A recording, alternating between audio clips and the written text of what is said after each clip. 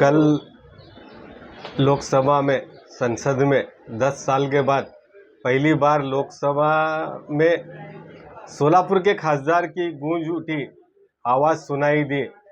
मैं उनका अभिनंदन करता हूं कि उन्होंने कल संसद में 2 बार भाषण किया। ये कांग्रेस पार्टी ने उनको बहुत बड़ा चांस दिया कि वो संसद में 15 मिनट के लिए भाषण करने का उनको चांस दिया और उन्होंने सभी सोलापुर के मुद्दों को जो वादे किए थे सब कवर किए। चिमनी का मुद्दा उठाया, हवाई अड्डे का मुद्दा उठाया और हमारे धनगर भाइयों का और मराठा भाइयों का आरक्षण के लिए मुद्दा उठाया। उनको मैं मुबारकबाद देता हूं। लेकिन बड़े अफसोस की बात है कि परिणीति जी शिंदे को मुसलमानों ने भी मतदान किया था और एक तरफा मतदान किया। सोलापुर में नहीं, महाराष्ट्र में ही नहीं बल्कि पूरे हिंदुस्तान में मुसलमानों ने एक तरफा मतदान कर कांग्रेस को और कांग्रेस के अलायंस को, इंडिया अलायंस को जीत दिलाने में मुसलमानों का बहुत बड़ा हाथ है।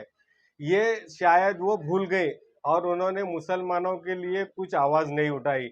तो मैं चाहता हूं कि जो सोलापुर की कौमी एकता मंच और कुल जमाते तंजीम और जो बाकी के संगठन है, हमारे मुस्लिम लीडरान कांग्रेस के हैं, जिन्होंने समाज को आह्वान किया, मुस्लिम समाज को, कि कांग्रेस को जीत दिलाए, अपना वोट कांग्रेस को दे।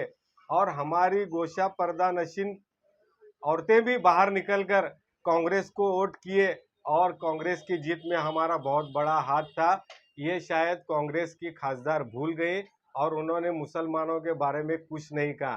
तो मैं जितनी संगठनाएं कांग्रेस का वोट देने के लिए आह्वान किए थे, उनको मैं गुजारिश करता हूं कि आप जिस तरह हक से हम मुसलमानों को बोला कि आप कांग्रेस को वोट करें, कांग्रेस को जीत दिलाएं, उसी हक से आप जाकर उस खासदार से भी पूछो कि मुसलमानों को क्या आरक्षण की जरूरत नहीं है क्या? मुसलमान को 5% आरक्षण दिया गया था जो कोर्ट में टिका नहीं है। ठीक है, आज मंडल आयोग कमीशन के हिसाब से जो इनकी रिपोर्ट थी उसमें मुसलमान है ना, ये दलितों से पिछड़ा हुआ तबका है, ऐसा मंडल आयोग का कहना था।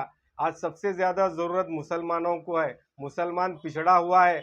तो हमको कम से कम 5% आरक्षण, एजुकेशन में तो रिजर्वेशन दो, ऐसी मेरी मांगनी है। और जितने मुस्लिम संगठन है और मुस्लिम लीडर हैं उनसे मैं गुजारिश करता हूं कि इस मुद्दे को उठाकर खासदार से जवाब तलब करो।